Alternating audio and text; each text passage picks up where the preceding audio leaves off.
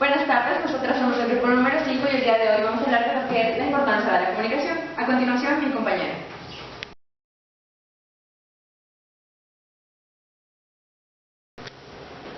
La comunicación científica. La comunicación científica es el mecanismo básico para la existencia de la ciencia. Puede definirse como el proceso de presentación, distribución y recepción de la información científica en la sociedad. Esto surgió debido a que los investigadores y científicos vieron la necesidad de transmitir sus conocimientos a la comunidad.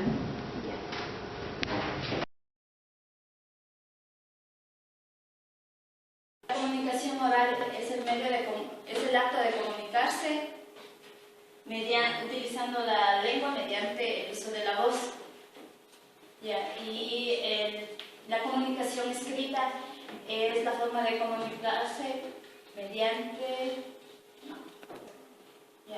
La comunicación oral es el acto de comunicarse utilizando la voz, utilizando la lengua mediante el uso de la voz.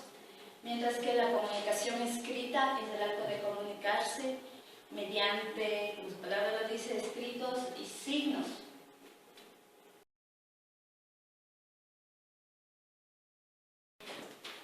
Buenas tardes, mi nombre es Melanie Quispe y el día de hoy les voy a hablar de los elementos de la comunicación. Para empezar, recordemos que la comunicación es el proceso mediante el cual se intercambia información, ya sean ideas, pensamientos, estados de ánimo, entre otros.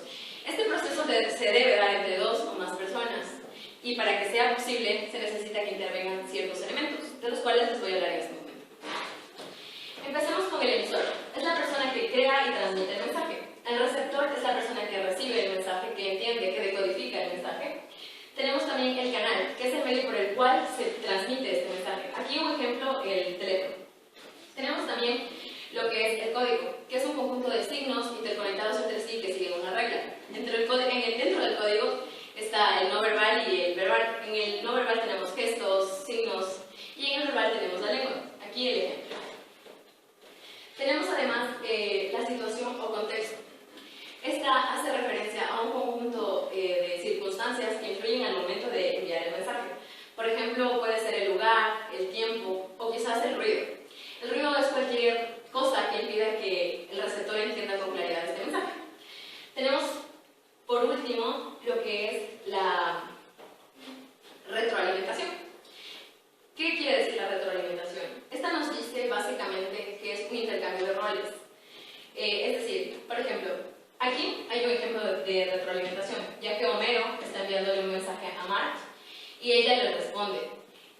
Entonces entendemos que retroalimentación es el proceso en el que el emisor transmite el mensaje, el receptor lo recibe y este emite a su vez otra respuesta, intercambiando roles de emisor a receptor y de receptor a emisor. También muy importante dentro de lo que es la comunicación es el lenguaje y la lengua. La lengua, en resumen, es el idioma que se utiliza en cada país y el lenguaje es la facultad que tenemos nosotros como seres humanos para transmitirnos información, es decir, comunicarnos.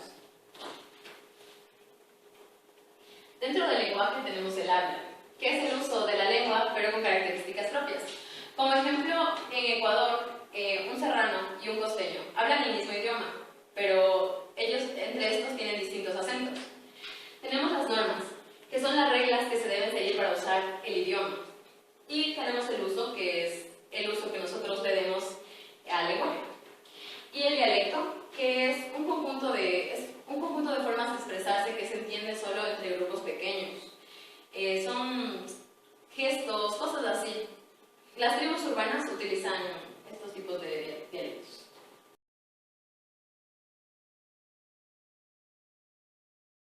Mi nombre es Michelle Chango. El tema que les voy a explicar es funciones del lenguaje. Un mensaje tiene una función representativa. La función representativa significa cuando expresa un contenido objetivo de un receptor. Por ejemplo, la película dura 3 horas. La función expresiva. La función expresiva expresa el contenido interno del emisor. Pero qué guapo es. La función operativa es aquella en la que solo influye en el receptor. Por ejemplo, vente conmigo al cine. La función Metalingüística es solo cuando habla de un contenido propio o del propio. Es el código. Por ejemplo, en todas las sílabas existe una vocal. La función fática es aquella que mantiene la comunicación en el canal. Por ejemplo, en una sílaba en un par de sílabas hay una vocal. La función poética es aquella que usa el arte con la forma del lenguaje. Por ejemplo, ande caliente y ríase de la gente.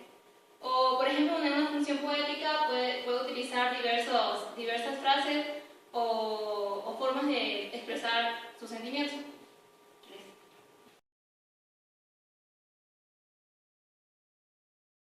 Mi nombre es María José Bisuete y a continuación yo les voy a disertar sobre las técnicas que debemos seguir para tener una excelente exposición frente a un público. Hablar en público suele ser para muchas personas una actividad sumamente desagradable.